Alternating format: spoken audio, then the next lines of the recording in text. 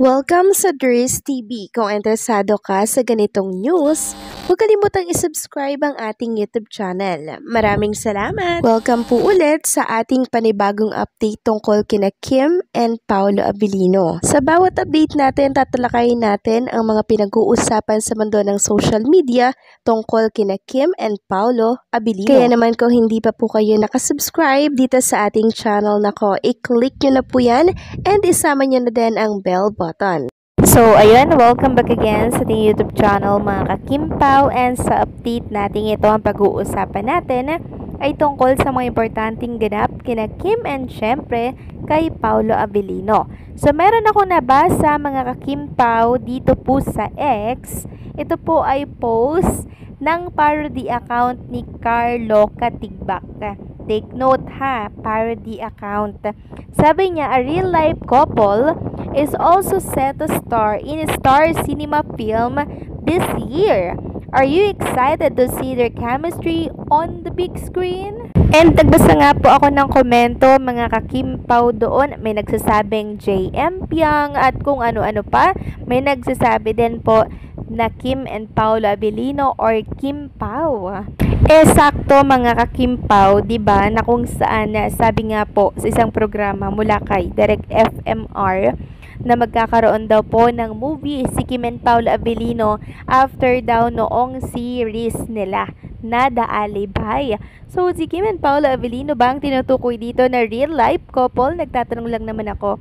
Sabi nga dito ng isang account sa X, parang may project ulit na kasunod pagkatapos ng serye. Hala, uy, pwede bang ano muna bago yung movie ulit? O, ayan na, movie ulit daw. So, ibig sabihin, tinatapos lang po ni Kim and Paolo Abilino yung series nila. Then, sisimula naman nila ngayon yung movie. Wow, nakaka-excite mga ka-Kimpaw. Akala ko hindi totoo yun.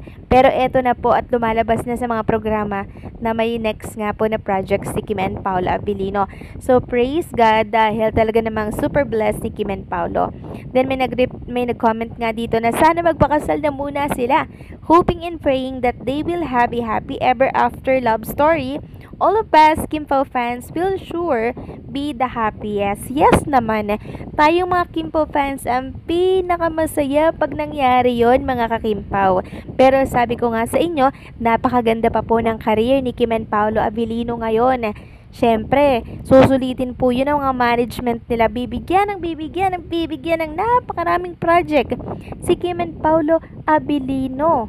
So, pag nagkataon, pang 5 project na po nila yun, mga ka-Kimpaw, after po ng Alibay. So, grabe, 'di ba? So, sa tingin nyo po, mga ka-Kimpaw, lalagay na agad sa tahimik si Kim and Paolo Abilino, gayong nakasagsagan po ng kanilang love team. Sobrang init. Sabi nga nila strike while the iron is hot. Ibig sabihin, to take advantage of an opportunity as soon as it present itself before it lost or become less favorable, mga ka-Kimpaw. So, hanggat sikat si Kim and Paolo Abilino and talaga namang pinag-uusapan, syempre bibigyan po ng project yan ng management. Hindi po nila yan palalagpasin dahil kokonting love team lamang po mga ka-Kimpaw dito sa ating bansa ang talaga naman pong pinag-uusapan araw-araw. At nangunguna dyan si Kim and Paolo Abilino. Kaya sa tingin ko mga ka-Kimpaw, hindi pa yan sila lalagay sa tahimik. I-enjoyin muna nila mga ka-Kimpaw yung mga blessings na natatanggap po nila ngayon dito sa showbiz industry. Basta okay na tayo mga ka-Kimpaw doon sa galawan nila and syempre sa alam natin kung anong meron sa kanilang dalawa. Kontento na po tayo doon mga ka-Kimpaw, 'di ba? At kung magkatotoo man nga po na sila magpapakasal, di mas masaya. Pero I think i-enjoyin muna nila yung tinatamasa nilang kasikatan dito po sa showbiz industry.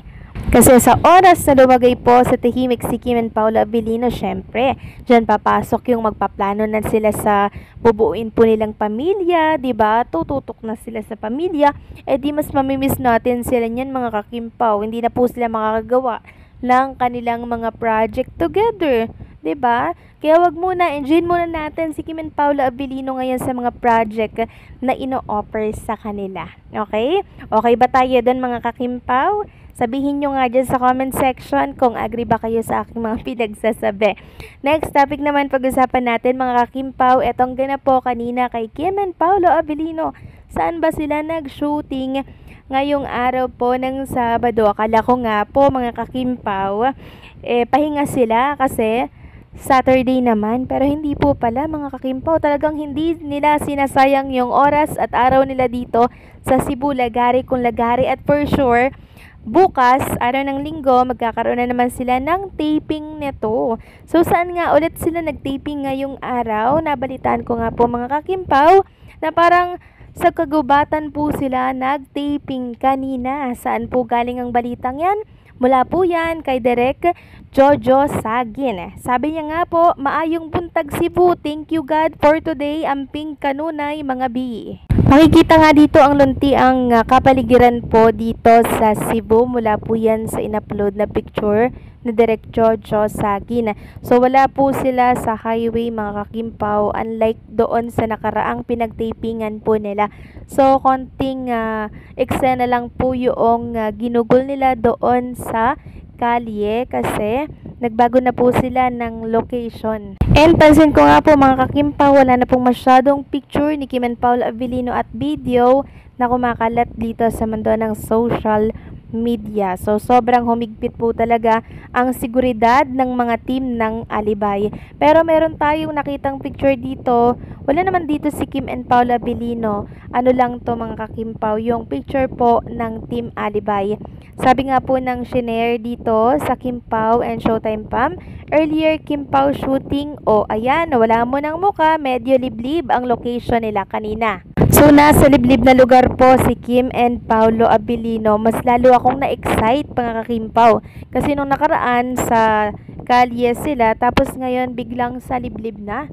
Ano kaya yung kwento doon, 'di ba? Nakaka-curious mga kakimpaw kung anong meron dito. At since nasa liblib na lugar nga po si Kim and Paolo Abilino, andyan pa rin yung pag-aalala ng mga Kimpaw fans kay Kim and Paolo. Alam naman natin, 'di ba, sa mga liblib na lugar, mga kakimpaw, hindi po safe. Pero wag kayong mag-alala mga kakimpaw dahil merong mga team, may mga security naman po si Kim and Paolo Abilino bago sila pumasok sa mga liblib na lugar. Syempre, security first ang uunahin ng Team Alibay. And also mga kakimpaw, andyan naman po sa tabi ni Chinita Princess si Paolo Abilino. Kaya wag kayong mag-alala dyan mga kakimpaw.